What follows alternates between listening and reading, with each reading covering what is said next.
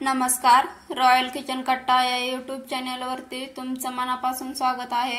आज आपण बनवणार आहोत बटाटा भजी। जे गाड्यावरती बटाटा भजी मिळतात ना, एकदम टम फुगलेली, कुरकुरीत आणि बिना तेलकट तशीच भजी आज आपण घरी बनवणार आहोत। चला तर मग रेसिपीला सुरुवात करूया। त्यासाठी मी इथं 2 बटाटे साल काढून घेतलेले आहेत। आता याचे आपल्याला काप करून घ्यायचे आहेत। बटाट्याचे काप हे जास्त पातळही नाहीत करून घ्यायचे आणि जास्त जाडही नाही ठेवायचे। जर बटाट्याचे काप जास्त जाड ठेवले तर ते आतमधून बटाटा भजी हे मऊ होतात, ते कुरकुरीत होत नाहीत। त्यामुळे आपल्याला मीडियम साइज मध्ये बटाट्याचे काप करून घ्यायचे आहेत। तुम्ही इथं बघू शकता, तुम्हालाही याच पद्धतीमध्ये बटाट्याचे काप करून घ्यायचे आहेत।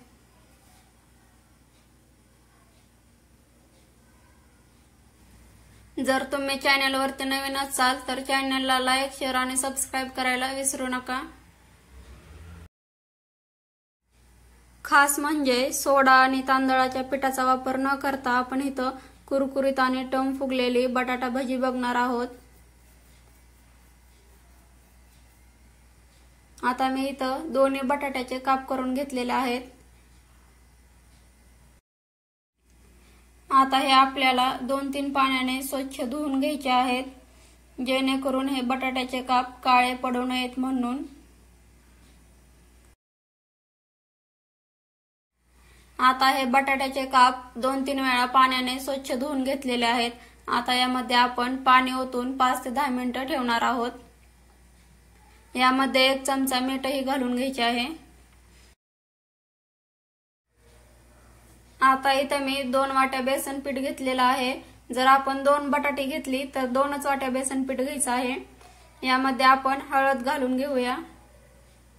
चवीनुसार मीठ घालायचं आहे।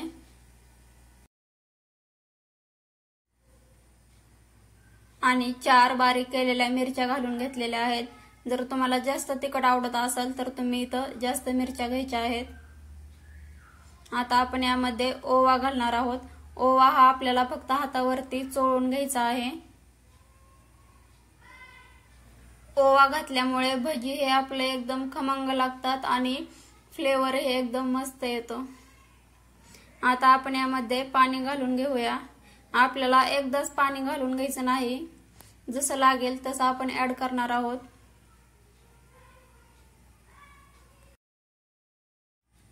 जर तुम्हाला पोहे, शिरा, उपीट हे नाश्त्याचे पदार्थ खाऊन कंटाळा आला असेल तर तुम्ही नाश्त्यासाठी बटाट्याचे भजीही बनवून खाऊ शकता। आता हे आपल्याला चांगलं फेटून घ्यायचं आहे। यामध्ये एकही गाठ किंवा गुठळ्या राहिल्या नाहीत पाहिजे। आपण यामध्ये थोडंसं पाणी ओतून घेऊया। इथं पीठ आपल्याला जास्त पातळही नाही करून घ्यायचं आणि जास्त घट्टही नाही ठेवायचं। जर आपण जास्त घट्ट ठेवलं तर बटाटा हा आतमधून कच्चा राहील, तो फ्राय केला जाणार नाही। आणि जर पातळ झालं तर आपले बटाटा भजी हे कुरकुरीत होणार नाहीत। फक्त आपण बटाट्याच्या फोडी फ्राय करून काढल्यात असं होईल। त्यामुळे आपल्याला इथं या कन्सिस्टन्सी मध्ये पीठ घ्यायचं आहे।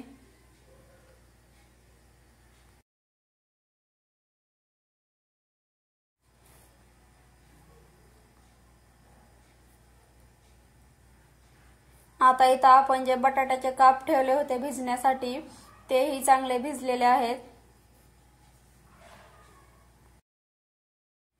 आता इथं मी एक स्वच्छ कापड घेतलेला आहे। यावरती हे बटाट्याचे काप पसरून ठेवायचे आहेत, जेणेकरून यातलं पाणी सगळं निथळून जाईल। बटाट्याच्या कापावरती जर पाणी असेल तर बेसन पीठ त्याच्यावरती कोट होणार नाही, ते निघून जाईल। आता इथं मी तेल चांगलं गरम करून घेतलेलं आहे। आपण भजी सोडून घेऊया। इथं आपल्याला बटाट्याचा एक काप घेऊन असा पिठामध्ये चांगला बुडवून थोडा नितळून घेऊन तेलामध्ये सोडायचा आहे। आता बाकीचे भजेही याच पद्धतीने सोडून घ्यायचे आहेत।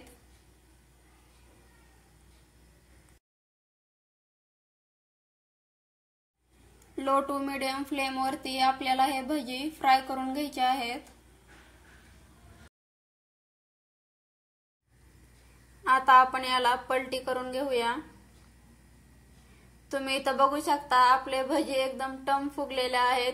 बिना सोडा बिना तांदळाचं पीठ वापरता हे आपले भजी एकदम टम फुगतात.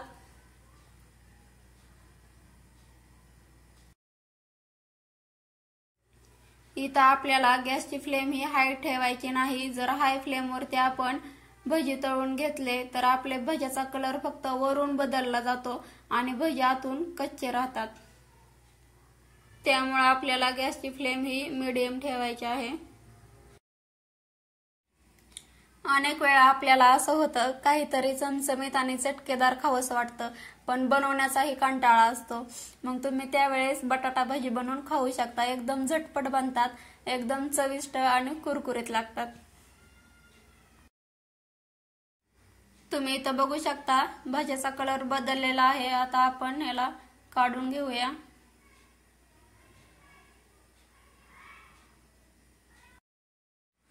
हे भजे आपल्याला आता 1 मिनिट झाऱ्यामध्येच ठेवायचे आहे, जेणेकरून तेल नितळेल.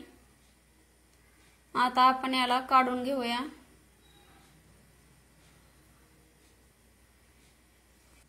भजी काढताना आपल्याला बटर पेपर किंवा टिश्यू पेपर घ्यायचा आहे, त्यावरच आपल्याला भजी काढायचे आहेत. आता दुसरा घाणाही मी याच पद्धतीने तळून घेणार आहे. तुम्ही ही रेसिपी घरी नक्की ट्राय करून बघा. जर तुम्ही एकदा बटाट्याचे भजी हे करून खाल्ले ना तर तुम्ही बाकीच्या सगळ्या प्रकारचे भजी विसरून जाल.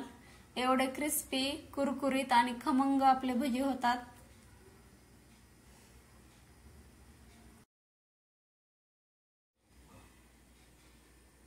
तुम्ही इथं बघू शकता भज्याचा कलर बदललेला आहे.